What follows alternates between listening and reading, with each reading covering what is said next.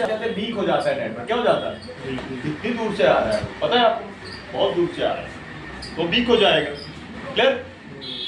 तो ये जो हमारी लाइन के बाद ये आईसी का नाम जो होगा फेम आईसी, 2G का पीए या पीएफ या पीएफ को बोल रहे हैं, कोई भी एक नाम याद रखें। ठीक है, सर्किट में कहीं पीए मिल सकता है, कहीं पीएफ कहीं पीएफ, तो तीनों ही चीज एक ही है। ठीक है, इसी के अंदर इन्बिल्ट होता है 3G का पीए या पीएफ या पीएफ इन्बिल्ट होती है। जैसे मिनी पावर प्लस चार्जिंग मर्ज हो गई, ठीक है, इसी के 2G और 3G मर्ज हो गए। क्या हो गए? तो इसका काम है 3G वाले सिग्नल को बूस्ट करना। फिर है हमारा इसके साथ नेटवर्क स्विच। क्या है? Network switch. ये एंटीना स्विच था, इसके अंदर नेटवर्क स्विच है। क्या है?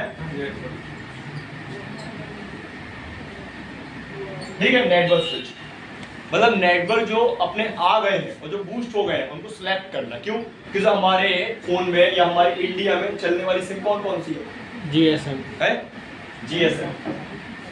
मतलब वो तो Vodafone, idea, 2G 3G 4G, Airtel, पहले जियो, हो गई एयरटेल, फिर बीएसएनएल। ठीक है, और हो गई हमारी जियो।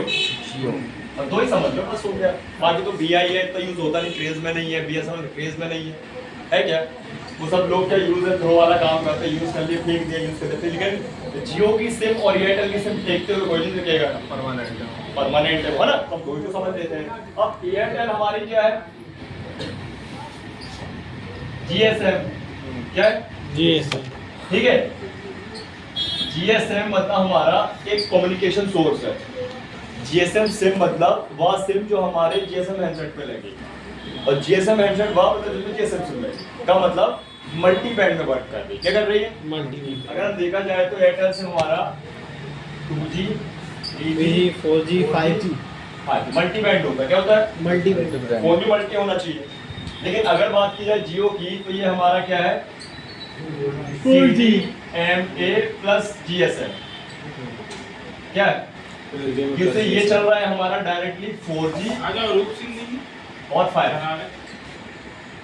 चले जाओ कर लेना, चेक कर लेना, कल देख लेंगे।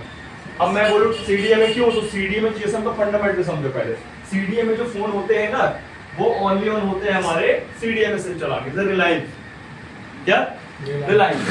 देखा आपने CDMA फोन? यूनिनॉर आता था पहले, स्मार्ट। अरे रिलायंस का फोन नहीं आता था, CDMA तो लगती थी उसमें सब। रिलायंस LG का आया यही फोन तो चलते रहे पहले। सबसे पहले जी सर दे दो मेरे को, अच्छा लग रहा है। CDMA फोन बढ़िया। अच्छा लग रहा चालू है। की जाए इस CDMA की, तो जियो का जो CDMA सिम बनता है किस लिए? अगर हम जियो के कीपैड पे लगा दें, किस पे लगा दें? कीपैड फोन पे लगा देते हैं ना, उसके लिए क्या बन जाती है? CDMA।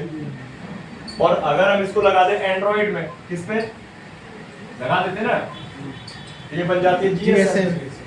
पूछो कैसे? प्लान के बंद होते हैं, बस प्लान चेंज कर दिया आपने और वो प्लान आता है ना उसको, है ना, प्लान चेंज कर दिया तो सिम के फंक्शन चेंज हो गए, बुलाया तो उसकी बैंड चेंज हो गए।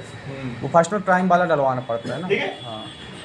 तो ये फंडामेंटल होता है। तो अभी अपन इसको अच्छे से समझे ये क्या बताना चाह रहा हूँ। तो ये बैंड्स होते हैं मल्टी सिम, मल्टी बैंड।